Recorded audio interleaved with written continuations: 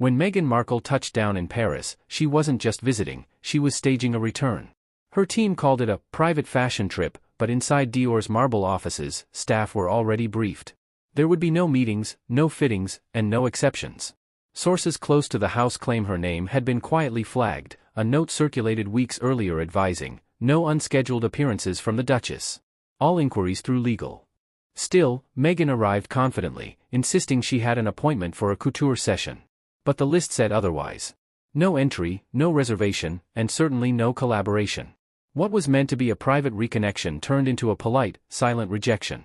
Within hours, whispers started circulating through Paris's fashion corridors. Dior turned her away. It wasn't public yet, but in fashion, word travels faster than press releases. Before we continue, please hit the like button, subscribe to the channel, and turn on the notification bell for updates. People inside the building described the scene as frosted calm. No shouting, no scandal, just formality. Dior's communications lead stepped forward, confirmed there was no appointment, and wished her a pleasant day. For Meghan, it was more than an inconvenience. It was humiliation from the very house she had been chasing for months. Insiders later revealed her team had pitched multiple partnership ideas, everything from an ambassador deal to a modern Diana campaign. The proposals were glossy, ambitious, and written to position her as Dior's new symbol of legacy and rebellion. But inside Dior, the message didn't land the way she hoped. One executive allegedly said, "We dress legends. We don't create them from controversy." After that, her name disappeared from Dior's contact lists. The polite rejection that morning was simply the final act of a decision already made. When Meghan Markle touched down in Paris, it wasn't just another international appearance. It wasn't even simply a fashion trip. To many watching this story unfold, it was a test. A quiet attempt to reclaim influence, to re-establish a connection that many believed had slipped away. And yet, what happened in Paris may have sent a very different message back to the world. A message Meghan may not have expected. According to those following the situation closely, Meghan's team had described the visit as a private fashion trip. Nothing official.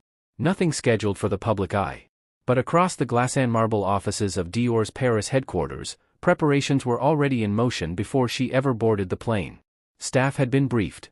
A note circulated internally with one clear instruction: no unscheduled appearances, no direct requests, and no private visits from the Duchess.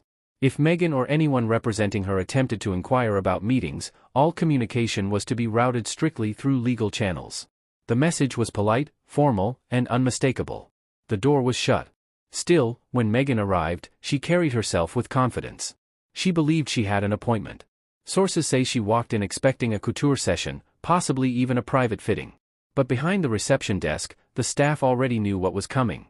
They checked the guest list. They checked the appointment ledger.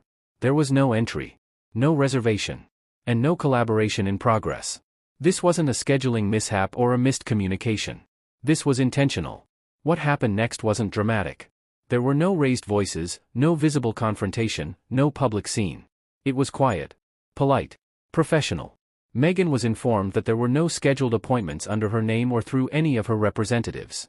And just like that, a door she may have thought could reopen, closed instead. Within hours, the whispers began to move through Paris. Among fashion executives, creative directors, stylists, PR teams, and journalists, the same 6 words found their way from room to room, inbox to inbox. Dior turned her away. Quietly. In the rarefied world of couture, where relationships and reputations can shift with a single conversation, the impact was immediate. Dior had once been rumored to be close to forming a partnership with Meghan. There were discussions, hints, and signals suggesting that Meghan could become a face of the brand.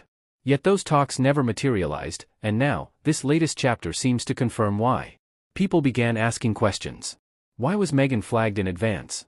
Why did Dior feel the need to formalize policy around her visit? Why has a relationship that once seemed promising now become so distant? Those close to the luxury fashion world point to one key factor: image risk. Since Meghan and Prince Harry stepped back from royal duties and launched themselves into the world of independent celebrity, public reaction has been deeply divided. For some, Meghan represents strength, independence, and modern identity. For others, she is seen as controversial, polarizing, and unpredictable. And whether one agrees with those perceptions or not, global fashion houses do not operate on sentiment. They operate on market calculation. If a brand aligns itself with a figure whose reputation is debated, it risks backlash. For Dior, whose clientele include heads of state, royalty, global celebrities, and elite investors, stability and image control are everything. A brand like Dior cannot afford to gamble. There is also speculation that internal data may have influenced the decision. Engagement patterns, market reactions, social sentiment. In the fashion industry today, brand partnerships are no longer decided by intuition or personal connections.